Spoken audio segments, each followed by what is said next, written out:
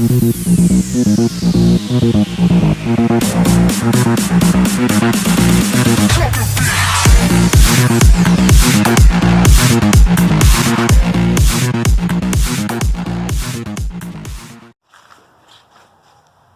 this is what's going in it. This is a center force pressure plate for a small block Ford. And this is the clutch disc. That's for the splines on that transmission, called dual friction. And that's what it looks like when it's new. You can see it's got pucks. The pucks on there are made of some type of material, and it's just gold there for looks. And these are actually glued on. I don't know if that's a good thing or a bad thing. The other side, the material is riveted on, like you're probably used to seeing on almost every clutch you've ever worked on. And that's the thickness of the material of the clutch disc.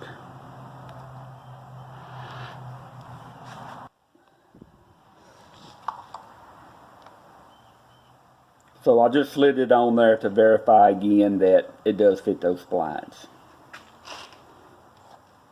This is what the other clutch disc looks like. If you'll recall, I said that they're just glued on. See them shiny pieces? Well, that's where the pucks were.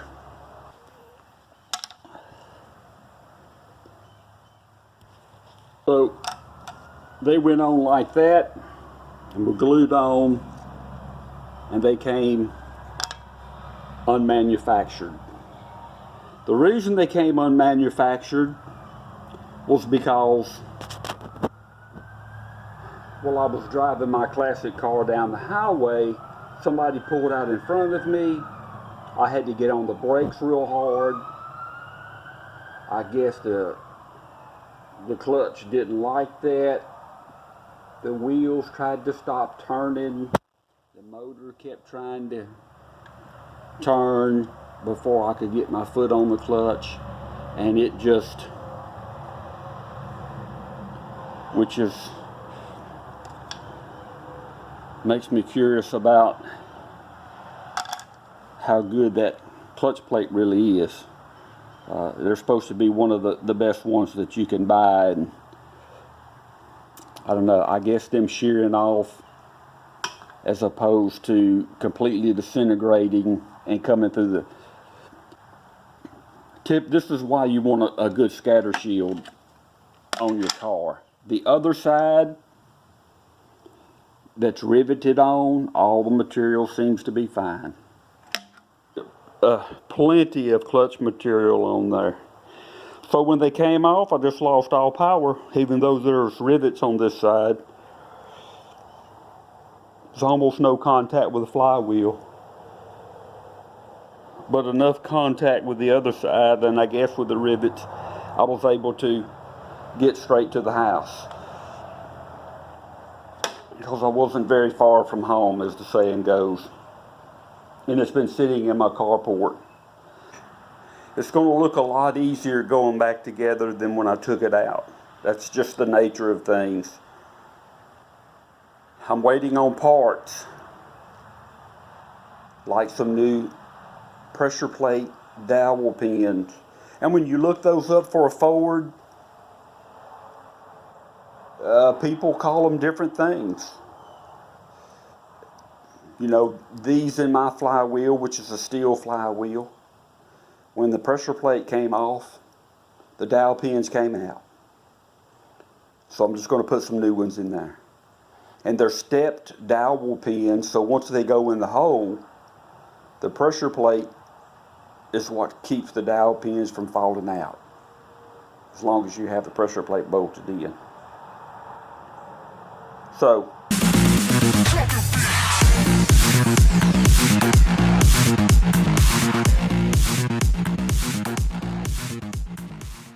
I would say thanks to a friend, and name him by name, but I don't know how he would feel about me putting his name on YouTube, so I won't say anything.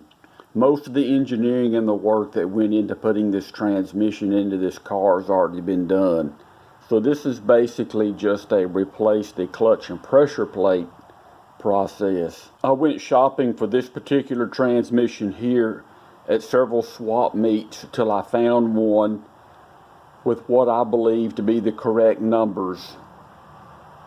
I turned down a bunch of them because you don't know what they'd been in or what kind of shape they was in. I just remember I was looking for one out of a Camaro because they had the 6-speed made by Borg Warner or Tremec. This particular one has a tail shaft that says Borg Warner, and on the other side of the case it says Tremec. So all the experts out there can debate on what it is.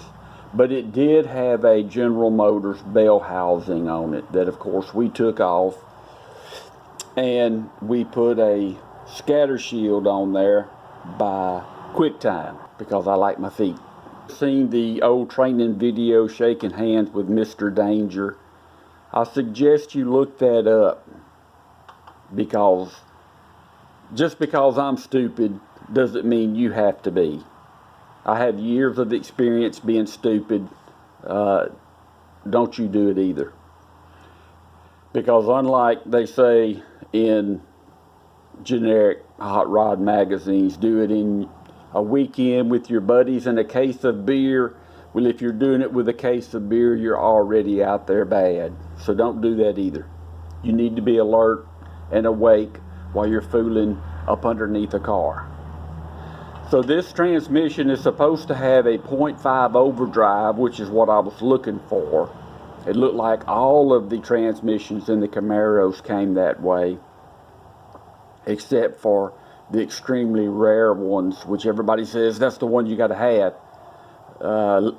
Extremely unlikely you'll find one at a swap meet, since they made thousands and thousands of Camaros, and even less of the special ones with a different transmission, or getting one that came out of a Viper. So with my car having 411 rear end gears in it, it should be just right. And it's worked pretty good up to this point. Put a hydraulic clutch in it.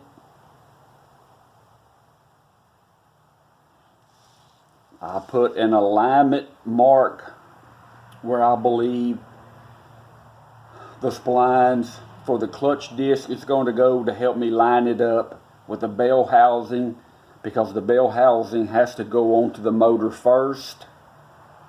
That's the easiest way to do it. And then you put the transmission in there. And I have some steels I'll show you about how tight it is in once the transmission and bell housing is all together, which I already had to take the header out to make this job easier. We had to modify the little transmission some so it would clear certain places. That's just the nature of the game. It'll look like it just goes right in there. Trust me, it doesn't. There's some engineering and work that has to be done on the transmission in the car, unless you're buying one specifically made and already machined to fit in to one of these. It's a tight fit. When I say a tight fit, I mean it's a tight fit. I'm unsure if the chain wrapped around the top that keeps it, it's going to keep it from falling off of this jack, is going to be in the way. Okay, so as you can see, this is a scatter shield, what I call a scatter shield. It's a pretty thick piece of metal, and what it does is if your clutch explodes or things like that, running high RPM, it could come up through the floorboard and literally cut your feet off. At least that's what I always heard. So with the hydraulic lines hooked up to the hydraulic clutch, as you put the clutch in to bolt it up, it has this cutout here for the lines to fit in. That's what I mean when I say it's easier to do that. That's the only way I can do it to pull it out. So this one's made far forward That Borg Warner 6-speed. And I put me an alignment pin there too, so I'll know when this is bolted to the motor, because this is the top,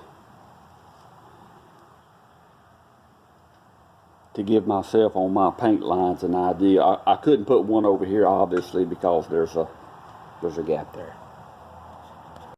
The headers are made by, I don't remember. They're split, as you can see. They're split because you can't hardly get them up in the car any other way.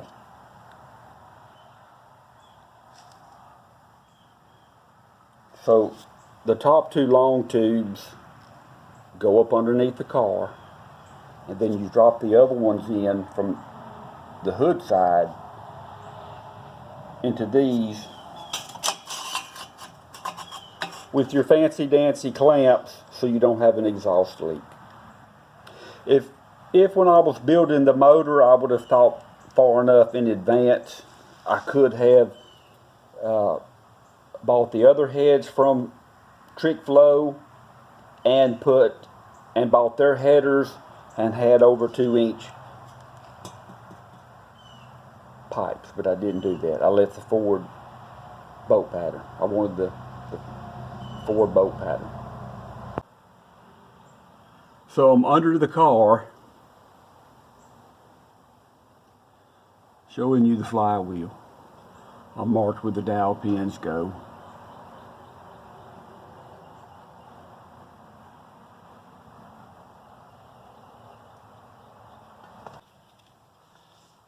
And this is on the steering side, and I'm not sure if you can see how close all of that is. Well, over here on this side, I don't think the headers actually touch, but they're awfully close.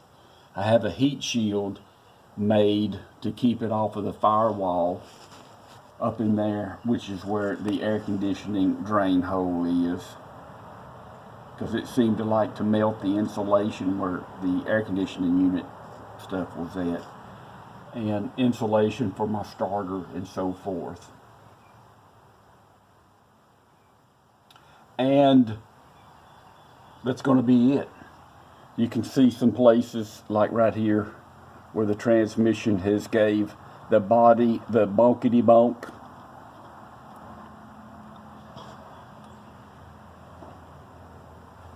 And the reason you see little spot welds there is because that was part of the body modifications that had to be done for that 6-speed to fit in here.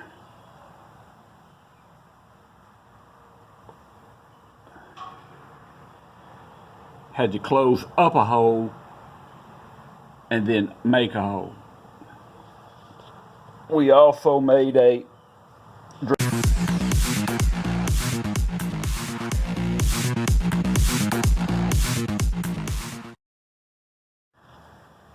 as I was trying to say, here is where the cross member that we made bolts in. So we used the little hole here, and we put a piece of steel plate through this hole into 2 places that's bolted in. And it works well, and it goes all the way across to the other side.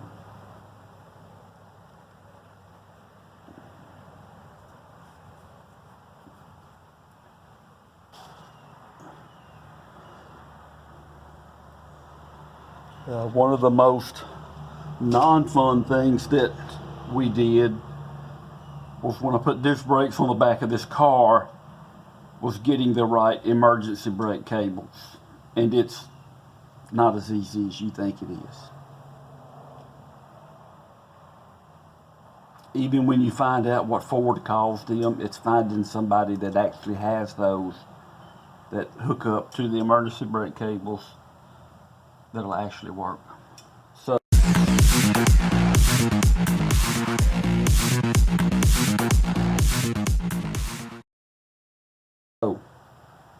we got that to work because I like a parking brake for no other reason. So My friend did an outstanding job on all of this. Again, it's what's going to make it look so much, what's going to make it look so easy, if that's what you want to call any of this. These little cars never were intended to have a V8 motor in them. Ford could have done themselves and everybody else a lot of favors on clearance issues if they would have done something with their cross member. It's a big old hunk of metal that's bolted in, and they would have done themselves a lot of justice if it would have been smaller.